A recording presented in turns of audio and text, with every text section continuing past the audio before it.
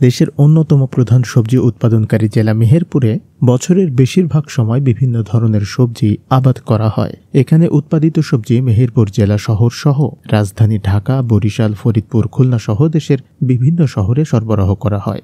ফুলকপি, বাঁধাকপি, শিম, টমেটো, বেগুন, মরিচ সহ নানা জাতের শীতকালীন সবজি এখন মাঠ জুড়ে। তবে এবার ফুলকপি নিয়ে বিপাকে পড়েছেন চাষিরা। চাহিদার তুলনায় উৎপাদন বেশি হওয়ায় খরচ তো দূরের কথা, মূলধন হারাচ্ছেন চাষিরা। আগামীতে নতুন ফসল আবাদ নিয়েও পড়েছেন দুশ্চিন্তায়। অনেকটা ক্রেতাশূন্য হয়ে পড়েছে জেলার পাইকারি বাজারগুলো, ফলে সবজি খেতেই নষ্ট হচ্ছে। বেশিরভাগ কপি চাষি ক্ষেত ছেড়ে দিয়েছেন। কপি এখন গোখাদ্য হিসেবেও ব্যবহৃত হচ্ছে না বলে জানালেন চাষিরা।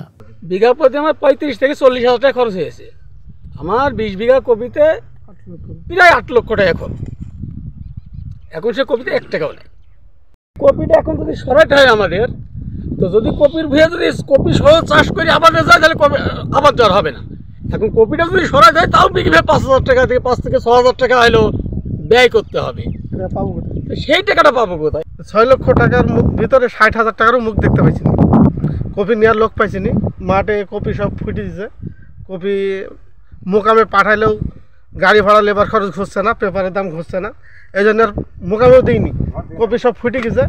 এখন এই কপি যদি এই জমি চাষ করে অন্য কোনো আবাদে যায়, অন্য আবাদও ভালো হবে না, নষ্ট হয়ে যাবে। এখন যে অবস্থা, রুটারের চাষ করেছি বাকি, তার টাকা দেওয়ার সামর্থ্য আমার নাই।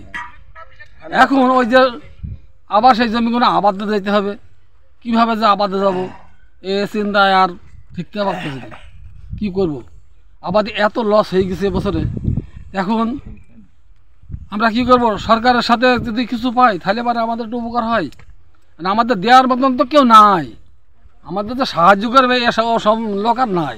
আমরা এমনি গরিব মানুষ, চাষি, যেভাবে কষ্ট করতে হচ্ছে এই আর কি। যদি সরকার আমাদের কিছু অনুদান দেয় তাহলে আমাদের লাভ হবে না, হবে না। মেহেরপুর জেলা কৃষি সম্প্রসারণ অধিদপ্তর থেকে প্রাপ্ত তথ্য মতে জেলায় এবছর ফুলকপির আবাদ হয়েছে 1120 হেক্টর, বাঁধাকপির আবাদ হয়েছে 1060 হেক্টর। এর মধ্যে গাংনী উপজেলায় বিভিন্ন মাঠে 160 হেক্টর ফুলকপি এবং 155 হেক্টর বাঁধাকপি আবাদ হয়েছে। গত বছরের তুলনায় প্রায় 3 গুণ। এবছর প্রচণ্ড শীত ও আবহাওয়া অনুকূলে থাকায় আশানুরূপ ফলন হলেও বাজার মূল্য না পাওয়ায় হতাশ চাষিরা।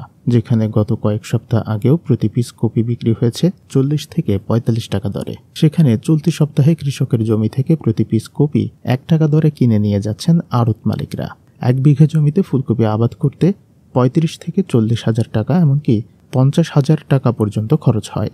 কিন্তু খরচ উঠানো তো দূরের কথা, জমি পরিষ্কার করতেই এখন গুনতে হবে বাড়তি টাকা। জবাবদিহি ডেস্ক রিপোর্ট।